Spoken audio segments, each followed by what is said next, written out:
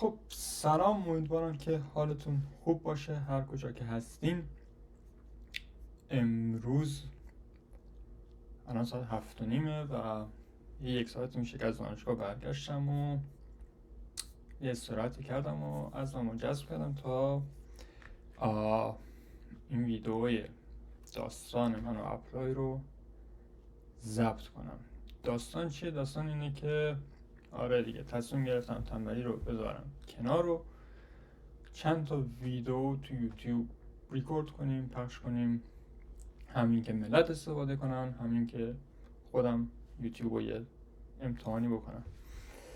واسه همین یه ووت گذاشتم و پرسیدم که با چی حال میکنید بذارم تو یوتیوب، که 113 نفر ووت دادن که 58% گفتن بگو چجوری پذیرش و فان گرفتی. و توی این ویدیو قراره در مورد پذیرش و فان و داستان من، کیس من صحبت کنیم و احتمالاً تو ویدیوهای آینده وارد جزئیات بشیم، مثلا تکنیک های آزمون تافل، یا اینکه چجوری مثلا انگیزه نامه بنویسیم و چجوری مثلا ایمیل بزنیم و غیره. و این ویدیو خیلی جنرال و یه اوورویوه.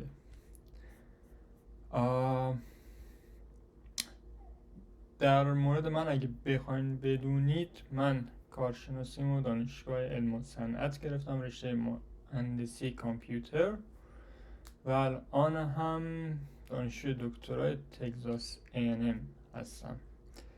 آزمون تافل دادم و 94 از 120 گرفتم. مقاله هیچی نداشتم و هنوزم ندارم.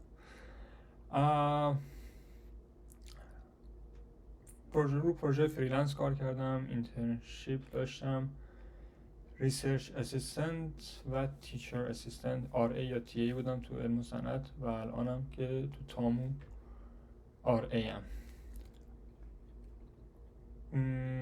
اگه سید علی آیتی رو تو لینکدین سرچ کنید میتونید ریز رزومه منو داشته باشید. چند تا نکته مهم قبل اینکه صحبت شروع کنیم. اینکه اول اینکه این ویدیو ساپورت نشده از جایی شرکتی، و اگه قراره اسمی بیارم، چون میدونم میخوام اسم چند تا شرکت رو بگم، بدونید که تبلیغات نیست و صرفا تجربه شخصی خودم. و اینکه احتمال خیلی زیاد این ویدیو طولانی بشه، 1 ساعت شاید صحبت داشته باشم، لذا اگه مثلا نمیدونم تو مترو هستید، تو گوشی دارید نگاه میکنید، اینو مثلا سیو کنید و برید خونه، قشنگ لپتاپ بذارید، نوتاتون رو باز کنید، چون شاید لازم باشه یه سری نوت برداری کنید، یه اسنک و چایی بذارید و خیلی جدی بشینید پای ویدیو، چون قراره خیلی چیزا بگم. خب اولین بحثی که توی اپلای مطرح میشه، حتی مطرح نمیشه، یعنی بعداً به این نتیجه میرسید، اینه که اعتماد به نفسش رو داشته باشین. من یادمه خودم وقتی میدیدم خب بچه ها دارن اپلای میکنن و از ایران میرن، همش به این فکر رو میکردم که مثلا من موقع یه ترم 2-3 کارشناسی بودم، هنوز اوایلش بود، با فکر میکردم خب مثلا یعنی میشه منم اپلای کنم، یعنی کسی منم میگیره، چرا باید یه نفر از خارج بیاد مثلا منو از ایران برداره، مثلا بهم فان بده یا مثلا شهری دانشگاهمو ویو کنه. آیا مثلا من این توانایی رو خواهم داشت، به اون درجه از خفن بودن خواهم رسید یا نه؟ و واسه همین خیلی دیر من پروسه اپلای رو شروع کردم. بچه ها معمولا ترم 5 کارشناسی داره من شروع میکنن، به شروع هم استاد پیدا میکنن، دانشگاه پیدا میکنن اینا، ولی من تقریبا ترم 7 و 8 شروع کردم تازه. لذا اینکه اعتماد به نفس رو داشته باشید. حالا همین که داریم این ویدیو رو نگاه میکنید، یعنی این معنی رو میده که احتمالاً یک رزومه کم و بیشی دارین، توی دانشگاهی دارین درس میخونید، شاید ترمای آخرتون باشه، یه سری تجربه ها کسب کردین و حالا میخواین شانستون رو امتحان کنید. اینو بدونید که پذیرش و فاند گرفتن راحت تر از اون چیزی که ما فکرشو میکنیم. همش بستگی به این داره که شما چجوری خودتون رو پریزنت کنید و همین که یه استاد دانشگاه این وره بفهمه که شما اون هیجانه رو دارین، اون علاقه رو دارید، اون اعتماد به نفس رو دارین، بهتون پذیرش و فاند میده. پس اولین درس این ویدیو اینه که اعتماد به نفس داشته باشید ولی اعتماد به سقف نداشته باشید. این دوتا متفاوتن. یعنی خیلی مغرور نشید بگید آره من مثلا میرم MIT، من میرم استنفورد، انشالله که مسیرتون به اونجا بخوره، ولی خب خیلی هم پایین نباشید، خیلی هم بالا نباشید، یه اعتماد به نفس نسبی داشته باشید. دومین نکته که در واقع اولین سوالی که باید توی اپلی از خودتون بپرسید اینه که چه کشوری برید و مقصدتون کجاه. این که شما اینو توی ذهنتون داشته باشید بعداً خیلی به دردتون میخوره، تو مسیر راه هم خیلی به دردتون میخوره. عموما بچه‌ها نورس امریکا میزنن یا ایالات متحده و کانادا. یه عده هم فن اروپا و انگلیس هستن که میرن اون سمتا، که خب خود اروپا هم هر کشورش مثلا یه ویدیو باید ریکورد بشه و یه سری کشورهای دیگه مثلا نمیدونم استرالیا، چین، کره و اینا، که خب این ویدیو بیشتر نورس امریکا رو کاور میکنه چون من تجربه تو بقیه کشورها ندارم. خب ولی چجوری کشور مقصدتون رو انتخاب کنید؟ اولین چیز بحث پرسونال، یعنی بحث تجربه شخصیه، بحث علاقه شخصیه، که مثلا یه نفر از فن آمریکا، مثلا از بچگی عشق آمریکا بوده، دوست داشته بره آمریکا، کلی اطلاعات داره در مورد آمریکا. یکی از مثلا اروپا رو خیلی دوست داره، لایف استایل اروپایی خوشش میاد. بنابراین حالا با توجه به علاقه شخصی خودتون اگه کشوری رو دوست دارید اون کشور قطعاً میتونه مقصدتون باشه.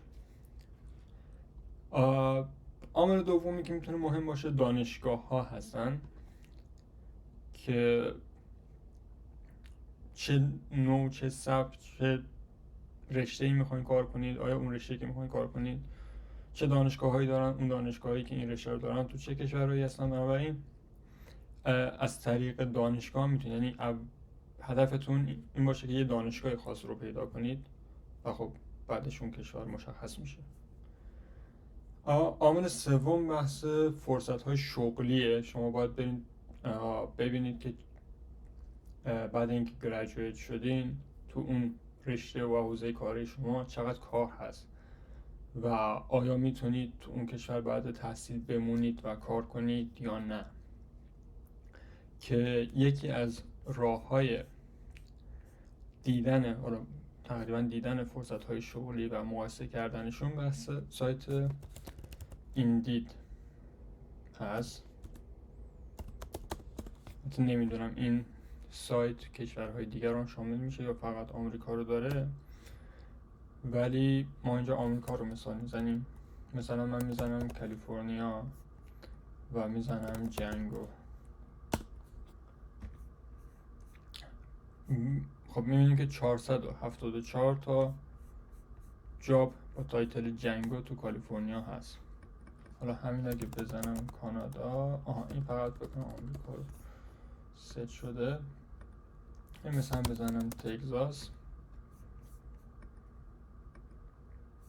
138 تا جاب آورد برای من. این یعنی که من اگه بخوام جنگو کار کنم کالیفرنیا ایالت بهتریه نسبت به تگزاس. حالا مشابه این کار احتمالا مثلا فرض کنید اروپا رو میخوایم بزنیم، jobs in Europe. یه روشم لینکدین خواستم بگم. میتونید لینکدین برین، بعد قسمت جستجو قسمت جابز میزنید مثلا جنگو و مثلا کانادا یا جرمنی مثلا. بعد شما میتونید تعداد فرصت های شغلی که میاره، مثلا 501 فرصت شغلی آورد، حقوقاش رو ببینید، شرکت هایی که استخدام میکنند رو ببینید و خلاصه با لینکدین و ایندید و اینجور سایت های مشابه دستتون میاد که کجا فرصت شغلی بهتره. مورد بعدی هم بحث فرهنگ هست. این هم بیشتر و فرهنگ برمیگرده به این علاقه شخصی، اینکه شما چه سبک زندگی، چه لایف استایل، از چه فرهنگی خوشتون میاد. آیا از زندگی اروپایی خوشتون میاد، از زندگی کانادایی خوشتون میاد، یا از زندگی آمریکایی؟ و اینکه اینا رو بفهمید که چجوریه و چه حسی داره، یکی از راهاش یوتیوبه و کافیه سرچ کنید مثلا how it is like to خودش آورد، قبلا سرچ کردم to live in Canada. و اینجا خب مردم میان مثلا پروز اند کانز کانادا رو میگن، چی اصطلاحاً مزایا و معایب کانادا رو میگن مردم. حالا مثلا چند تا 4-5 تا ویدیو نگاه کنید دستتون میاد که آیا کانادا رو به عنوان کشور مقصد انتخاب بکنید یا نه.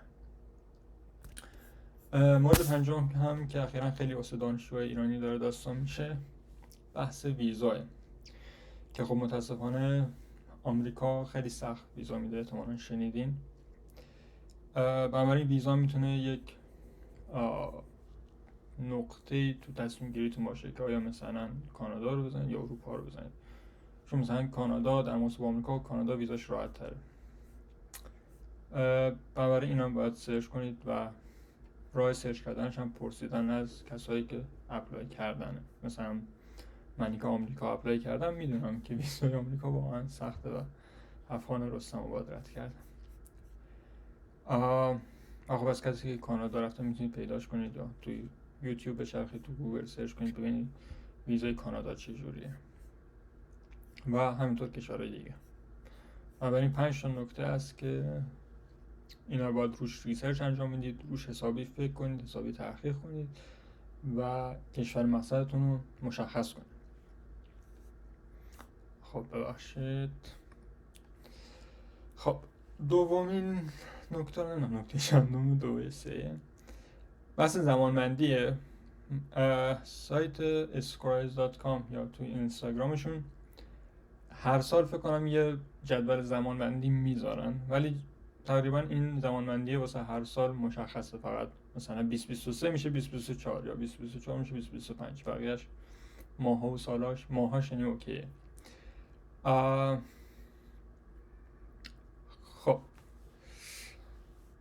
آره، دانشگاه آمریکا 2 تا ترم معمولا رودی میگیرن، ترم بهار، ترم پاییز، که ترم اصلی ترم پاییزه و بهاریا معمولا دیفر میکنن و تعداد ادمیشن ها تو ترم بهار خیلی کمتره، لذا تمرکزتون بذارید توی ترم پاییز. و همونطور که توی این تصویر مشخصه، شما باید 1 سال زودتر تقریبا شروع کنید. یعنی اگه میخواین فال 2024 که سال آینده هست آمریکا باشید، باید از الان تقریبا شروع کنید. یعنی فروردین تا شهریور امسال شما باید زبانتون رو بگیرید، استادا رو پیدا کنید، دانشگاه ها رو پیدا کنید، سی ویتون رو تکمیل کنید، بنویسید، اسوپیتون رو بنویسید. بعد تو بازه شهریور تا دی که در واقع ترم پاییز 2023 میشه، به استادا ایمیل بزنید، مکاتبه کنید و استاد پیدا کنید. و تو آذر تا اسفند، یعنی تقریبا ماهای دسامبر، ددلاین ها هست و باید دیگه اپلای کنید و اپلیکیشن فی رو بدید که اگه پذیرش بگیرین مثلا نتیجهش تو فروردین یا اردیبهشت میاد، که وقتی فروردین و اردیبهشت نتیجه پذیرش اومد و اگه پذیرش گرفتین نامه آی-20 که یک نامه رسمی پذیرش شما هست رو میگیرین. بعد باید وقت سفارت بگیرین، واسه سفارت آماده بشین و انشالله ویزا بگیرین و بیاین آمریکا. پس این میشه زمانبندیش. حواستون باشه که از 1 سال زودتر شروع کنید. خب بحث زبان و تافل شد. از تافل که بحثش نشد، بحث زبان شد. آره گفتم بهتون کشور مقصد انتخاب کنید. وقتی کشورتون انتخاب بشه مشخص میشه که شما باید چه زبانی رو یاد بگیرید. که واسه اکثر دانشگاه‌های دنیا زبانی که تدریس میشه انگلیسیه و شما باید تافل یا معادلش رو آیلتس داشته باشین. بعضی از دانشگاه‌ها مثلا رشته مهندسی ازتون آزمون GRE میخوان و بزنس اسکول هم فکر کنم GRE و GMAT میخواد. یه سری آزمون هست که اینا رو باید سرچ کنید. دولینگو هم یه سری از دانشگاه هنوز قبول میکنن، ولی دولینگو سر کرونا خیلی چیز شد، خیلی بولد شد و هنوزم فکر کنم خیلی از دانشگاه ها ساپورت میکنن. بعد خب اگه کشورهایی مثلا آلمان و ایتالیا و فرانسه مد نظر دارید، میتونید زبون اونا رو بخونید و مدرکی که میخوان داشته باشین، چون من میدونم که مثلا اگه به زبون خودشون تحصیل کنید تحصیلتون رایگانه. خب من خودم چون آمریکا هدفم بود آزمون تافل رو در نظر گرفتم امتحان بدم. میتونستم آیلتس امتحان بدم ولی تافل رو انتخاب کردم. چرا؟ چند تا دلیل داره. یکیش بحث علاقه شخصی خودم بود، اینکه تافل خب اینترنتیه و پشت کامپیوترین با کیبورد و موس و هدست و میکروفون اینا سر کار داریم و من به عنوان حالا یه دانشجوی کامپیوتری و اینا راحت ترم با کامپیوتر تا اینکه مثلا بشینم فیس تو فیس با یه نفر مصاحبه کنم یا صحبت کنم. بنابراین آیلتس به نظرم یه خورده سخت می اومد و با توجه به تایپ شخصیتی که داشتم تافل بهتر بود. و دوم اینکه تافل لهجهش امریکن، آیلتس لهجهش بریتیشه. و اونجا که از اونجایی که من آمریکا هدفم بود تافل رو انتخاب کردم.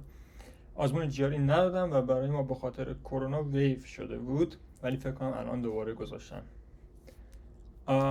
GMAT هم که ما کامپیوتری لازم نداریم. دولینگو هم که هیچ. آره خب پس بریم. من منابعی که واسه تافل استفاده کردم بهتون بگم. خب تافل اینکه شما چه منابعی استفاده کنید، از کجا استفاده کنید، چقدر بخونید، چند ساعت در روز وقت بذارید، همه اینا برمیگرده به اینکه سطح زبانتون چقدره یا اصطلاحاً بیس زبانتون کجاست.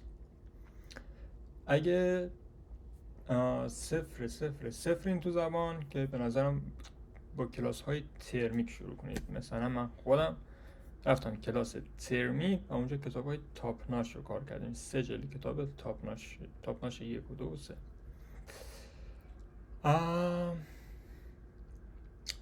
بعد که بیس زبانتون یه خورده ساخته شد، یه خورده وکب یاد گرفتین، یه خورده گرامر یاد گرفتید، بعد میتونید بیاین این بیس رو باید محکم و پای ریزی کنید.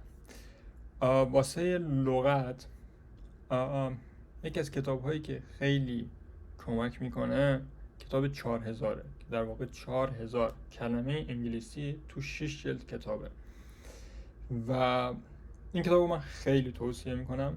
حتما بخونید. حتی اگه معانی کلماتش رو بلدین بازم بخونید. اون مثال هایی که میزنه، جمله هایی که توش هست و کاربردهایی که توش توضیح میده فوق العاده است و این کتاب 4000 لغت شما رو تقریبا میبنده. بعد از 4000 بیاین کتاب بارن رو بخونید. بارن خیلی کتاب معروفیه و توش کلمات پرتکراری که تو آزمون تافل استفاده شدن میاره حتما این کتاب رو بخونید. مشکلی که لغت داره اینه که خب از ذهن آدم میپره، فراموش میکنه و نیاز است که شما اینو ریویو کنید. واسه این کار من از نرم افزار انکیدروید استفاده کردم که فکر کنم واسه اندرویده، نمیدونم در مورد iOS داره یا نه، ولی احتمالاً یه سرچ کوچیک بزنید. بذارید یه سرچ کوچیک بزنیم Android for iOS. آره احتمالاً آره واسه iOS هم داره. این میاد میتونید خودتون فلش کارت بسازین و خوبی که داره اینه که ستای فلش کارتش تو اینترنت وجود داره، لازم نیست وقت بذارید فلش کارت درست کنید، از ستای آماده استفاده میکنید. مثلا میان سرچ میکنید انکی، تو خود نرم افزارش هم یه جا واسه سرچ داشته باشه، انکی دروید فلش کارت فور 4000 essential words. آره میانی که میاره کتابایی اون ستای فلش کارتی که وجود داره رو میاره و گفته که this deck is free دانلود کنید تو نرم افزار لودش کنید و این داستانا. خب این از بحث وکب. بحث گرامر یه خورده خشکه، یه خورده بدقلقه و راهکارش به نظرم کلاس زبان خیلی میتونه بهتون کمک کنه. مثلا کلاس مخصوص گرامر اگه ثبت نام کنید، اگر هم با کلاس نمیتونید ثبت نام کنید یا حس و حال کلاس رفتن ندارید، که سری کتابای English Grammar in Use خیلی کتابای معروفیه و میتونید اونها رو بخونید. خب پس گرامر و وکب میشه بیس زبان. اینا رو که انجام دادین، اون موقع تازه باید بیاین رو آزمون تافل تمرکز کنید. خب همونطور که میدونید تافل 4 تا اسکیل داره، 4 تا سکشن داره: listening, reading, speaking و writing. خب در مورد از listening شروع کنیم. listening 6 تا کتاب بهتون میگم، این 6 تا کتاب رو بخونید و به این ترتیبی که میگم. یکی سری کتاب های Tactics for Listening. خب این 3 تا کتاب 3 جلده. این 3 تا خیلی ساده است، یعنی شما همین الان کتابشو باز کنید احتمالاً و بخونید، قطعاً شما لغت سخت یا لغت عجیب نمیبینید. خیلی ساده است ولی حتما گوش کنید، با اینکه بلدید، با اینکه ساده است، با اینکه میدونید، باز بشینید تمام فایل صوتیشو گوش بدید، تمام تمریناشو انجام بدید، چون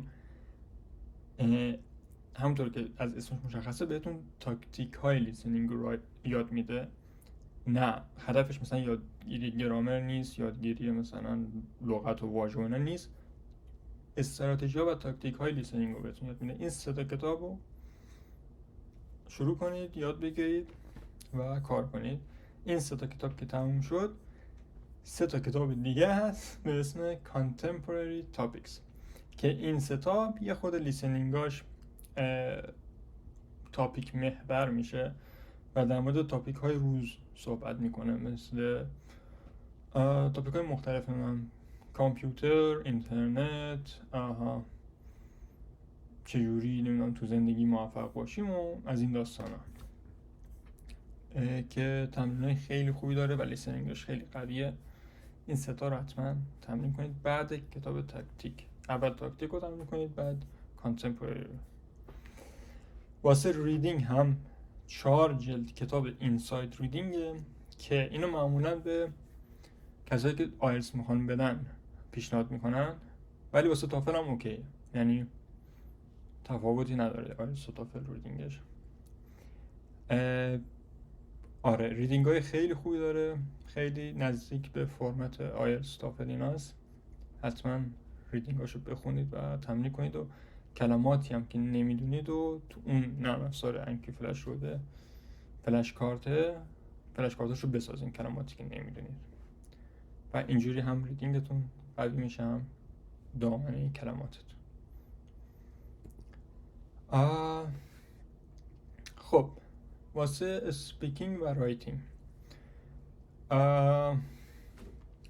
اسپیکینگ هیچ سورسی نداره. خب یعنی اینجوری نیست که بگن این کتاب رو بخون اسپیکینگ قوی میشه. نه، هیچ کتابی نیست و هیچ راه چاره‌ای نیست جز این که شما بیاین و صدای خودتون رو ریکورد کنید. TPO، منظور از TPO اینجا آزمون‌های قبلی تافله که تو اینترنت سرچ بزنید تافل TPO احتمالاً میاره، فکر کنم 50-60 تا نمونه سوال هست که سوال اسپیکینگش رو باز کنید، بخونید و صداتون رو ریکورد کنید و بعد صداتون رو گوش بدین، ببینید کجاها دارین توپق میزنید، کجاها دارین سوتی میدین و اینا. بعضی این کار رو تو 2 مرحله انجام میدم. مرحله اول اینکه میان جواب سوال رو می نویسن، یعنی به صورت رایتینگ، و بعد از روی اون میخونن. این مثلا واسه شروع کار خوبه، ولی شما سر آزمون تافل اونقدر وقت ندارید که بخواید بنویسید، باید فعل بدایه صحبت کنید. بنابراین این فعل بدایه صحبت کردن رو تمرین کنید. واسه رایتینگ هم یک کتاب هست، این کتاب خیلی کمیابه و بگردین حتما اینو سفارش بدید و حتما تهیه کنید. اسم کتابش هست Writing Success و آقای امیر خادم اینو نوشتن. یکی از کتابای واقعا تاپ 10 رایتینگه. اینو بخونید، قشنگ نوشته، تاکتیک های رایتینگ رو نوشته، نمونه رایتینگ کلی داره. هم ریدینگتون قوی میشه، هم لغتتون قوی میشه، هم با سبک رایتینگ تافل آشنا میشین. کتاب قطوری هم هست و حتما روش وقت بذارید. رایتینگتون از نمره، اگه مثلا نمرتون 20 مثلا میشه 25، میشه 30، قشنگ 4-5 نمره میاد رو نمره تافلتون. اینو حتما دقت کنید بهش. بعدی یک کتاب لانگمنه که کتاب خیلی معروفیه واسه تافل. اسم کاملش هست Longman Preparation Course for the TOEFL IBT Test. این هم یک کتاب خیلی قطوره و هر 4 تا اسکیل تافل رو توضیح داده، تاکتیک های مختلف، استراتژی های مختلف، کلی نمونه سوال و کلی تمرین داره که اگه بتونید همش رو انجام بدین که عالیه، ولی اگه نتونستین همش رو انجام بدین تا جایی که میتونید تمرین کنید با این کتابه. و منبع تمرین دیگه هم همون TPO ها یا نمونه سوالات قبلی آزمون تافله. و یه توصیه هم، یعنی یه اشتباهی که من کردم و ازتون میخوام که شما مرتکب نشید، اینه که قبل آزمون اصلی برین 2-3 تا آزمون ماک بدین. خود فکر کنم این سنترهای آزمون ماک هم برگزار میکنن که یه هزینه خیلی ارزون تری در مقایسه با آزمون اصلی داره. من چون یه خورده وقت فشرده شد و نتونستم، خواستم سریع جمعش کنم، مستقیم رفتم آزمون اصلی رو دادم. ولی شما این کار نکنید، حتما قبلش برید آزمون ماک بدین که با محیط آزمون و شرایط آزمون حداقل یه بار تجربهش کنید. بعد آزمون اصلی رو بدین، احتمالاً نمرتون خیلی بهتر بشه تا اینکه مثل من بخواید مستقیم برین امتحان اصلی رو بدین. همزمان با همه اینها یوتیوب یک سورس خیلی خوب یادگیریه. یکی از کانال‌های باحالی که هست کانال انگویده، ENGVID، و مدرسای انگوید هم خودشون کانال خودشون هم دارن. اینا رو همینطور که می‌بینید من همه اینا رو سابسکرایب کردم و خیلی خوبه. گرامر بهتون میده، لغت بهتون یاد میده، تکنیک های رایتینگ، اسپیکینگ، اصلا یه فوق العاده است واقعا. بشینید و از این منبع زیاد و رایگان استفاده کنید. مثلا شبی واقعا 1 ساعت 2 ساعت وقت بذارید روی یوتیوب. کانال بعدی کانال لینگوا ماریناه که خیلی معروفه، یوتیوبر خیلی خوبیه، 8 میلیون سابسکرایبر داره و چند تا کانال هم داره، ولی خب کانال اصلیش اینه. اینم خیلی باحاله. خودش بکنم کالیفرنیا زندگی میکنه و خودش هم از طریق همین مهاجرت تحصیلی اومده آمریکا و الان تو آمریکا یه زندگی خیلی پولدار و خوبی داره. اینم حتما ببینید. تکنیک های آزمونه، تکنیک های زبان رو بهتون میگه. هدفش تافل و آیلتس اینا نیست، هدفش زبان روزمره است بیشتر. آره، و زبان حرفه‌ای. اینو ویدیوهاشو ببینید دیگه، هر روز 2-3 تا ویدیو ببینید، دوای درده تمام مشکلات. واسه رایتینگ هم کانال رایت تو د تاپ هست که این آقای اسمش آدامه و توی هم انگوید درس میده. اگه دقت کنید اینجا هست، دومی از سمت چپ. خودش کانال خودش رو داره به اسم رایت تو د تاپ که بهتون آموزش رایتینگ رو بهتون آموزش میده دیگه. آموزش رایتینگ انگلیسی، کلی تکنیک میگه و کلی رایتینگ استایل بهتون میده و اینا. خب پس پرونده زبان بسته شد. ببینیم چند ساعت صحبت کردیم. زمان میزنه. آره، نیم ساعت شده ماشاءالله و فکر کنم نصف نشید دایدا. خب در مورد رزومه صحبت کنیم. چون شما میخواید مهاجرت تحصیلی کنید، رزومتون باید رزومه آکادمیک باشه. رزومه آکادمیک با رزومه کاری یه خورده فرق داره. تو رزومه آکادمیک ورک اکسپریانس زیاد مطرح نیست، یعنی که اگه شما جایی کار کردین و تجربه کاری دارید، اونو بیشتر واسه مهاجرت کاریه به درد میخوره، واسه رزومه کاری به درد میخوره. ولی واسه رزومه آکادمیک باید شما تو رزومتون somehow یه جورایی ثابت کنید که دانشجوی خوبی هستین. این که شما کارمند خوبی هستین، نمیدونم یه اسکیل نرم‌افزاری مثلا جنگو خیلی کار کردین یا مثلا PHP خیلی بلدین، این زیاد اهمیتی نداره و شما باید بیشتر ثابت کنید که ریسرچر خوبی هستین، محقق خوبی هستین و دانشجوی خوبی هستین. چجوری؟ خب یه بخش سیویتون ایژوکیشنه که میگین چه دانشگاه‌هایی درس خوندین، چه معدلی آوردین و چه کارا کردین تو اون دانشگاه‌ها. کارشناسیتون، ارشدتون، اینا رو میتونید ذکر کنید. اگه ارشدتون تز داشته یا کارشناسی پروژه پایان داشتین، اونا رو بنویسید، جزئیاتش رو بنویسید. اگه پابلیشش کردید جایی لینکش رو بذارین و اینا. اگه پیپر نوشتید، تا حالا مقاله نوشتین، مقالاتتون رو لیست میکنید. اگه اسکالرشیپی بردین، اواردی بردین، جایزه‌ای برنده شدید تو دانشگاه یا حالا هر جا، اونا رو میذارید. اگه سرتیفیکیت دارید، مثلا الپیک، سرتیفیکیت الپیک رو دارین، یا مثلا کورسرا کورس پاس کردین سرتیفیکیتش رو دارین، اونا رو میتونید بذارید. اگه به عنوان محقق یا ریسرچر جای کار کردین، با استادتون کار کردین، تو آزمایشگاهی بودین تو دانشگاه، اونا رو تحت عنوان ریسرچ اسیستنت یا آر ای بذارین. اگه تی ای بودید و سر کلاس رفتین، تدریس کردین، تمرین تصحیح کردین، تمرین طراحی کردین، حالا هر چی، اینا رو تحت عنوان تیچر اسیستنت بذارین. ورک اکسپریانس تحت عنوان ورک اکسپریانس نذارید، تحت عنوان پرکتیکال اکسپریانس بذارین اگه جای کار کردین یا پروژه‌ای دارین.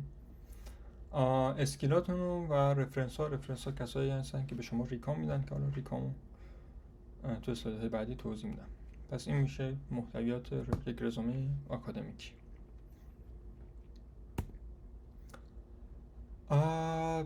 سوالی که خیلی زیاد پرسیدن اینه که چجوری میشه استاد پیدا کرد، چجوری میشه دانشگاه پیدا کرد. اینا واقعا یک راه جادویی یا شورتکات نداره. شما باید زمان بذارید، حتما روزها، هفته ها، و گوگل کنید.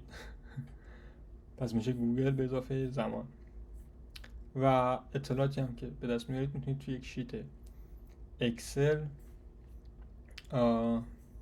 مرتب کنید که واسه شیت اکسل یک کانالی هست به اسم بهفر فکر کنم که اگه شما سرچ کنید اکسل اپلای اولین ویدیو یوتیوب میاره بهفر کانادا که بهتون یاد میده چجوری یه اکسل درست کنیم که بتونیم اطلاعات دانشگاه ها و استادا رو توش ترک کنیم و ذخیره کنیم و اینکه حالا چجوری پیدا کنید این اطلاعات رو باید بشینید و صرفا گوگل کنید چجوری. مثلا شما فرض کنید من میخوام دنبال پوزیشن PhD کامپیوتر ساینس میگردم و دانشگاه مختلف، پس می نویسم کامپیوتر ساینس PhD مثلا University of Washington که همون لینک های اولی که میاره لینک های سایت خود دانشگاه مقصده که خب اینجا اومده PhD پروگرامش رو توضیح داده، اینا رو میخونید. ادمیشن و eligibility requirement یا این چیزهایی که لازمه که شما پذیرش بگیرین مثلا GPA گفته GPA 3 داشته باشین، گفته GRE اسکور نمیخوایم و واسه زبان هم احتمالا باید برین تو این لینک ها و بگردین. گفته آفیشیال ولی تافل اسکور گفته از 92 یا بالاتر تافل اسکور داشته باشین، اگه آیلتس 7 یا بالاتر و اگه دولینگو هست 120 یا بالاتر. پس میبینیم که واشنگتن دولینگو رو قبول میکنه و نمیدونم هاو تو اپلای رو گفته. اینا رو میخونید و باید وقت بذارین دیگه، سرچ کنید، بخونید، اطلاعات استخراج کنید و وقت بذارید و پیدا کنید. حالا اگه خواستین استاد پیدا کنید تو همین واشنگتن، فکر کنم اگه این قسمت پیپل یا فکالتی اینا رو بزنید، فکالتی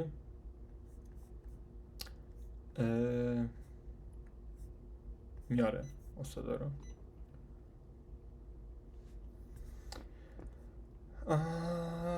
به چه استادهایی باید ایمیل بزنید؟ به استادهایی باید ایمیل بزنید که ریسرچشون مثلا نکنید جلو هر استادی یه سری کلید واژه گذاشته، دیتا ساینس، دیتا منیجمنت، ویژوالایزیشن، نمیدونم ماشین لرنینگ، نچرال لنگویج پروسس.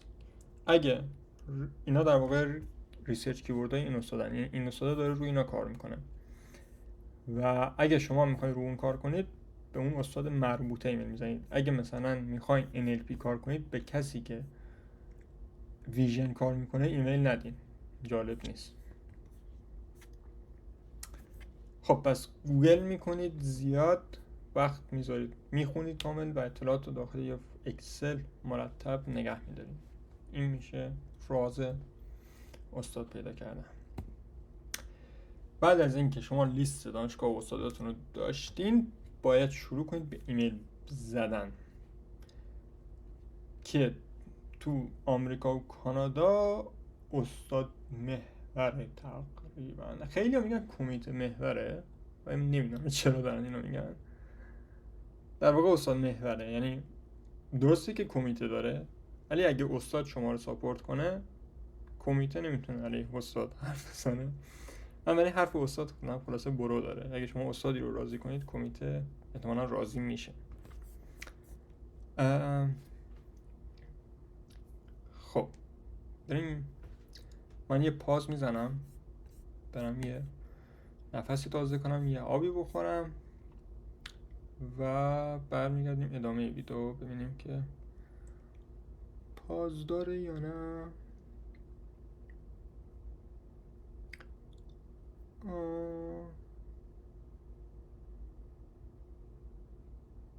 خب پاز نداره. از اونجایی که حوصله ندارم بشینم استاپش کنم و یه ویدیو جدید بگیرم بچسبونم به ته قبلی، بذار ادامه بدیم. خب ادامه میدیم.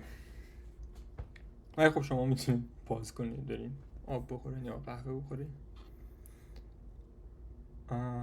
خب میخوایم ایمیل بزنیم. اول اینکه توجه داشته باشید ایمیلتون کوتاه باشه، خیلی تف ندین، خیلی تومار ننویسید به قول معروف، چون استادا اونقدر وقت ندارن بشینن ایمیل بخونن. اگه ایمیل شما در حد یه پاراگراف که با یک چشم انداختن بشه خوند، یعنی بدون اسکرول کردن صفحه بشه اون ایمیل رو خوند، ایمیل شما خونده میشه. در غیر این صورت میره تو سطل زباله. تو خط اول خودتون رو معرفی میکنید، خط دوم اینترستاتون رو میگین که به چه چیزایی علاقه دارین و چه شد که استاده رو پیدا کردین، و تو خط بعدی هم استاده رو ترغیب و یه جورایی تشویق میکنید که ایمیل شما رو ریپلای بزنه و شما رو از دست نده.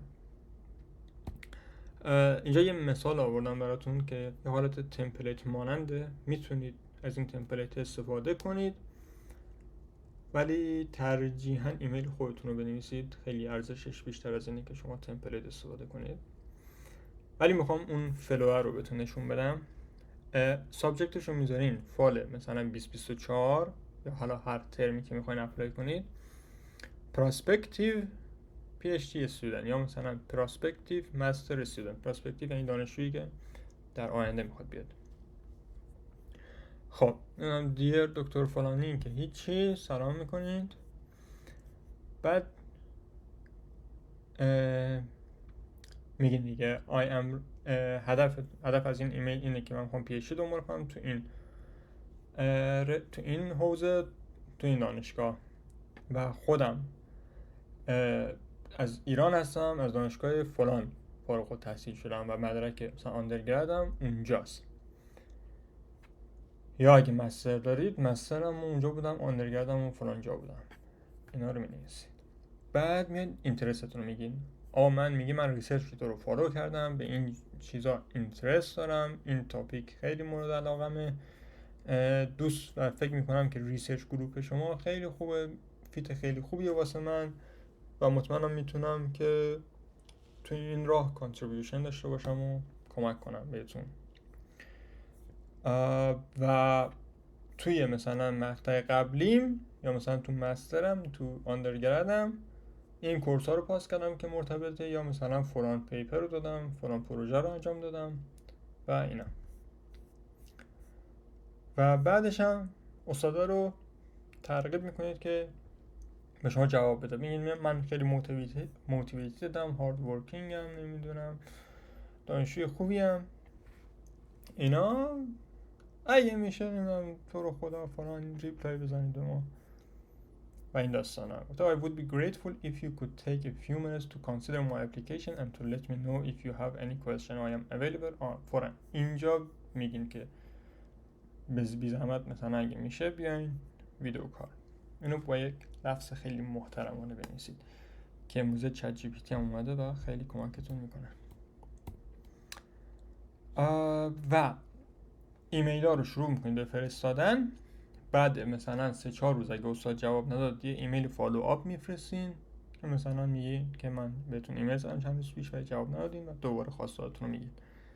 و اگه جواب نداد دیگه اون استادا رو خط بزنید. ولی اگه جواب بدن به احتمال خیلی زیاد، این احتمالش مثلا 90%، شما رو دعوت میکنن به مصاحبه که تو اون مصاحبه هدف اینه که شما رو بشناسن، با بک‌گراند شما آشنا بشن، ببینن چی کارا کردین، چی کارا میخواین بکنید، چقدر با این حوزه ریسرچ استاده آشنا هستین و اگه شما سوالی دارین ازشون بپرسین. معمولا بهتون میگن که سوالی داری از من بپرسی یا نه، و اگه مثلا سوال خاصی در مورد ریسرچ و در مورد گروهش داری میتونی ازش بپرسین.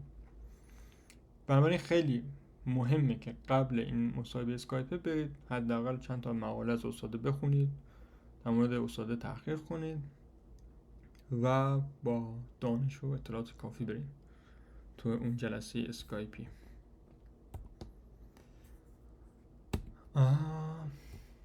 خب حالا شما ایمیل زدین، اسکایپتون هم رفتین و استاد بهتون گفته که اپلای کن. شما میرید تو فرم اپلیکیشن دانشگاه و دانشگاه ازتون letter of recommendation یا اصطلاحاً ریکام میخواد. ریکام همونطور که اسمش مشخصه یه نامه است، یه نوشتنیه، یعنی یه فایلی که یک کسی یه چیزی توش نوشته. چی نوشته؟ یک نفر دیگه در مورد توانایی‌های آکادمیک شما، در مورد شخصیت شما و اینکه شما میتونید یه آدم موفقی بشین توش نوشته یه نفر دیگه، که واسه هر دانشگاه که بخواین اپلای کنیم معمولا دانشگاه ها 2 یا 3 تا ریکام میخوان.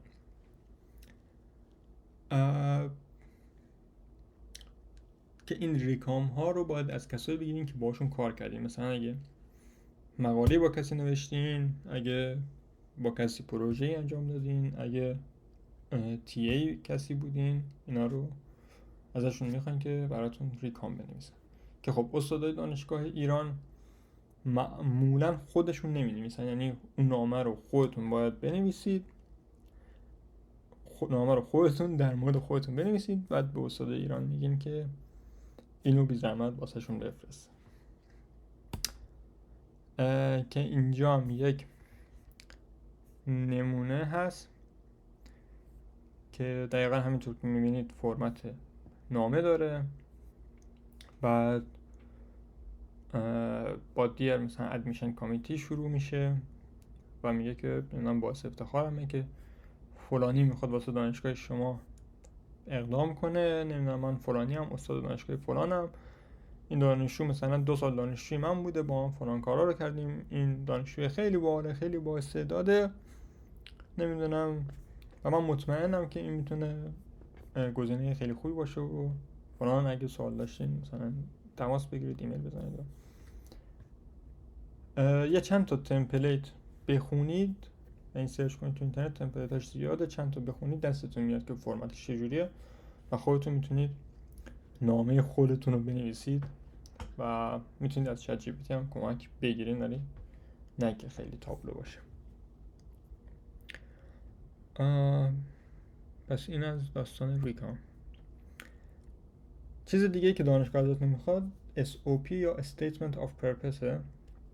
اینم دوباره یه نامه است، معمولا 1 صفحه یا 2 صفحه است یا 1 صفحه و نیمه دیگه. 3 صفحه دیگه خیلی زیاده و همون در حد 1.5 صفحه باید نگهش دارین و تو اون خودتون از خودتون تعریف میکنید و انگیزه خودتون رو میگین، بک‌گراند آکادمیکتون رو میگین، کارهایی که تا الان کردین رو هایلایت میکنید و توضیح میدید که چرا شما، مثلا چرا فلانی نه، چرا دانشگاه باید شما رو انتخاب کنه، این دلایلتون رو میارین.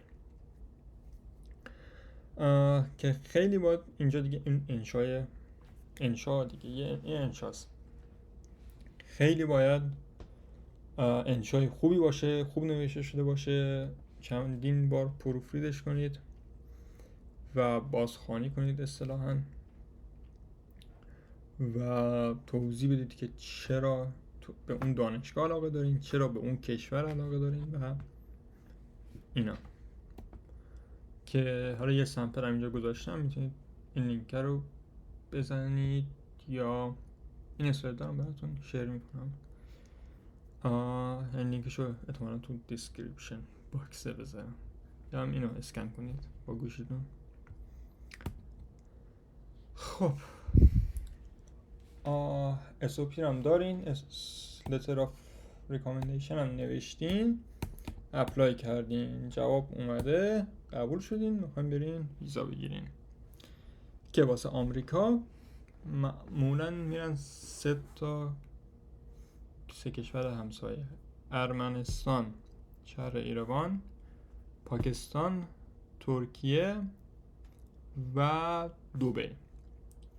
این چند تا جا سفارت آمریکا رو داره و میتونید برین، که باید وقت بگیرین و حالا یه پروسه‌ای داره که وارد جزئیاتش نمیشم، همین الانش هم زیادی حرف زدم، ولی داستان اینجوریه که یه مصاحبه داره و یه سری مدارک باید تحویلشون بدین و یک مصاحبه داره و بعدش 3 حالت اتفاق میفته: یا بهتون ویزا میدن، یا ریجکت میشین و میگن نه متاسفانه، یا هم میرین توی حالت بینابین به اسم کلیرنس یا ادمنستریتیو پروسسینگ یا AP. سه تا اسم داره: AP ادمنستریتیو پروسسینگ یا کلیرنس، که در واقع مدت زمانیه که طول میکشه اونا پرونده شما رو بررسی کنن و بهتون جواب بدن، که معمولا کسایی که میرن کلیرنس ویزا بهشون میدن بالاخره بعد یه مدتی. در کل فرایندش آسونه، اما متاسفانه آمریکا الان روی ایرانی خورده داستان داره دیگه. مثلا سربازی سپاه نباید باشین، پروژه های حساس نباید کار کرده باشین، هیچ گونه ارتباطی با دولت جمهوری اسلامی نداشته باشین و این داستان ها دیگه. و یک مورد دیگه هم که الان داره اتفاق میفته اینه که طول اون بازه کلیرنس داره خیلی زیاد میشه و موردهایی رو من خودم به شخصه میشناسم که بیشتر از 1 ساله که تو کلیرنسن و عملا قطع امید کردن. آره دیگه، آمریکا متاسفانه داستان ویزا داره، ولی امیدوارم که شما بتونید راحت و بی دردسر ویزا بشید. در مورد کانادا بچه ها میرن ترکیه، معمولا اینترویو نداره، یه سری مدارک رو آنلاین سابمیت میکنید، صرفا میرید سفارت کانادا تو ترکیه که انگشت نگاری بشید، ازتون فینگرپرینت بگیرن و چهرهتون رو اسکن کنن. همین.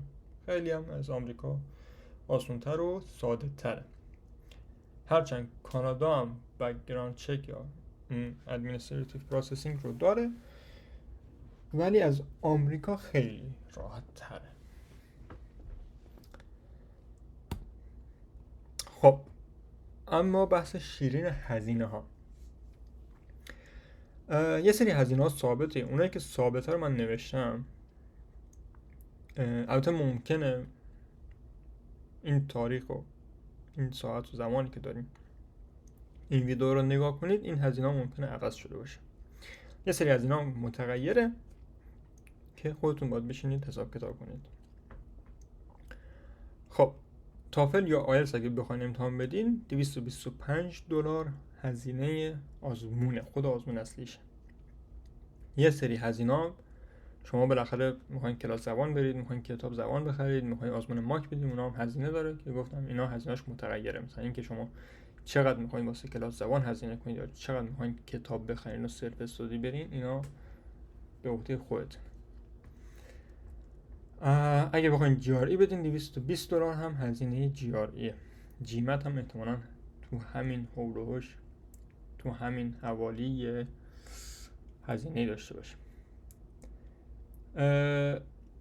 آزادسازی مدارک هست که اگه کارشناسی یا کارشناسی ارشد دانشگاه دولتی درس خونده باشید، چون دانشگاه دولتی در واقع شما پول شهریه ندادین، باید مدارکتون رو بخرین یا اصطلاحاً آزاد کنید، که الان فکر کنم این هزینه 6-7 برابر شده. ولی من کارشناسیمو 9 ترمه تموم کردم و با 10,700,000 تومان مدرکمو آزاد کردم، ولی قطعاً این عدده الان خیلی بیشتره متاسفانه.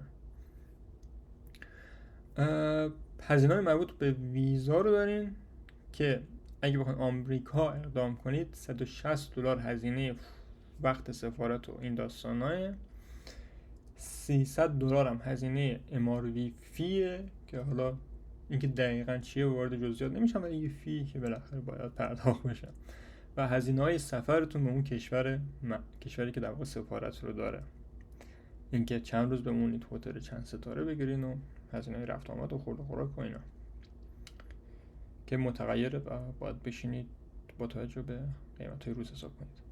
در مورد کانادا فکر کنم هزینه‌اش $150 کانادای هزینه سفارت و انگشت نگاری، و خب اون هزینه سفر به اون جایی که میخوایم برین انگشت نگاری انجام بدم شامل میشه.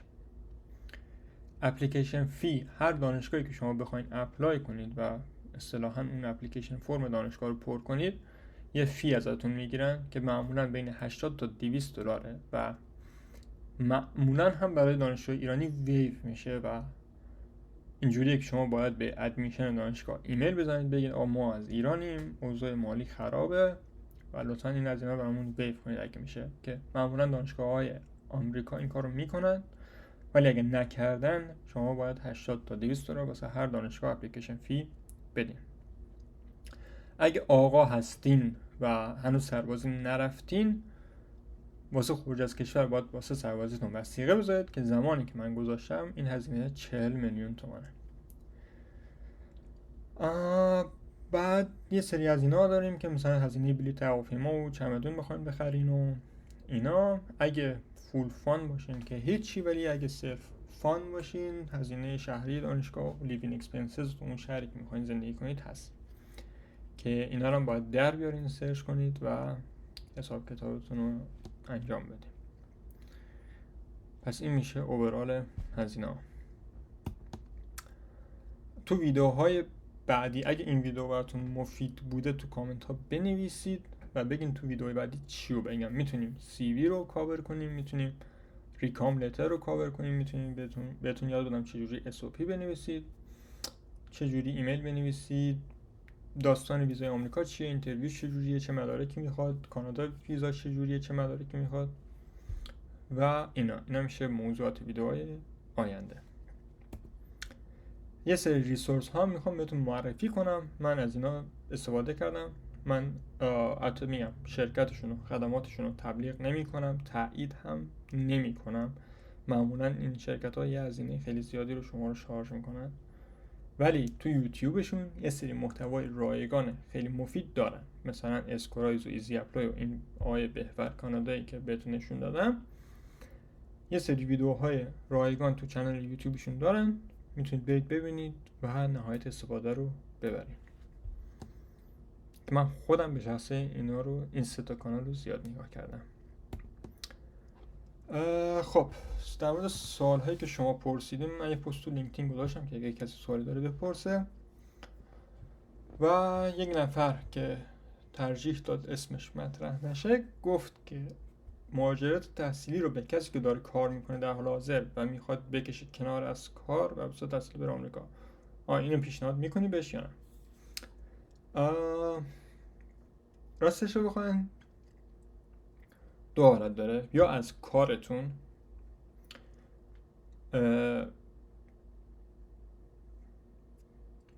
اگه از کارتون راضی هستین و از شرایط زندگی شخصی خودتون تو ایران راضی هستین، از درآمدی که دارین، از کیفیت زندگی که دارین، اگه راضی هستین، نه، به شخصه توصیه نمی کنم مهاجرت تحصیلی رو. ولی اگه راضی نیستین و میخواین برین، مهاجرت تحصیلی رو پیشنهاد میکنم. ولی مهاجرت تحصیلی آمریکا که دیگه خیلی خوبه اگه آمریکا دوست دارین، ولی میگم این کشور مقصده خیلی بستگی به علاقه‌های شخصی خودتون داره. ولی اگه خیلی زیاد کار کردیم، مثلا یه مدت زیادی کار کردیم و از درس فاصله گرفتیم، این گپه ممکنه باعث بشه که به شما پذیرش ندن، چون شما و اینو باید توی اون SOP که گفتم، تو اون SOP باید اینو کاور کنید که چرا الان مثلا بعد 10 سال دوباره میخوای برگردی درس بخونی. باید بتونی دانشگاه رو راضی کنی، تو اون SOP باید بتونی کاور کنی. خب گفته که مهدی پرسید اگه فول فان بگیری چقدر باید هزینه تا برسی به آمریکا. اینو بهتون گفتم که یه سری هزینه ثابت داشت، یه سری هزینه متغیر. گپ تحصیلی 10 ساله چه تاثیر داره برای گرفتن مستر؟ اینا بهتون گفتم دیگه. اگه بتونید تو اون نامه هاتون، اون نامه SOP انگیزه نامه بتونید کاور کنید که این 10 سال چی کار کردین و این گرفتن مستر یا گرفتن PhD چه کمکی بهتون میکنه و چه فایده‌ای واسهتون داره و چرا بعد مثلا 10 سال میخواین برگردین درس بخونید، اینا اگه بتونید ساپورت کنید و جواب بدین، احتمالی که پذیرش بگیرین بیشتر میشه. اگر فان نداشته باشه میشه فریلنسری کار کرد و از این دانشگاه پرداخت کرد، متاسفانه خیر.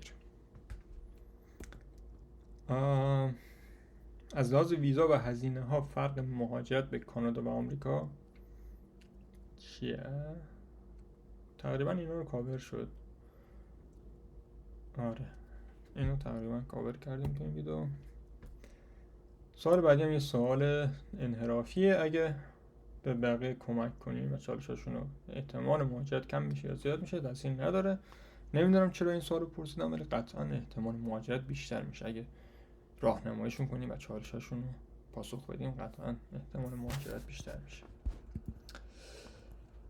خب چقدر صحبت کردیم؟ 1 ساعت فیکس صحبت کردیم.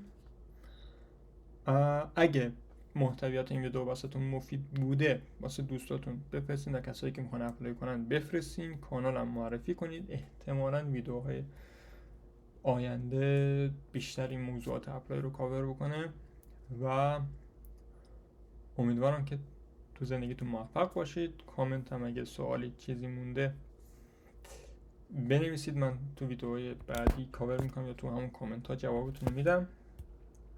و آره لینکدین منم که دارین، میتونید دایرکت بدین اگه سوال خصوصی داشتین که نمیخواین تو بخش کامنت های یوتیوب باشه، میتونید تو لینکدین دایرکت بدین. و آره مرسی که این 1 ساعت رو نشستین و گوش دادین. انشالله که بعضی هاتون رو یا همتون رو انشالله تو آمریکا ببینیم. خب بای بای.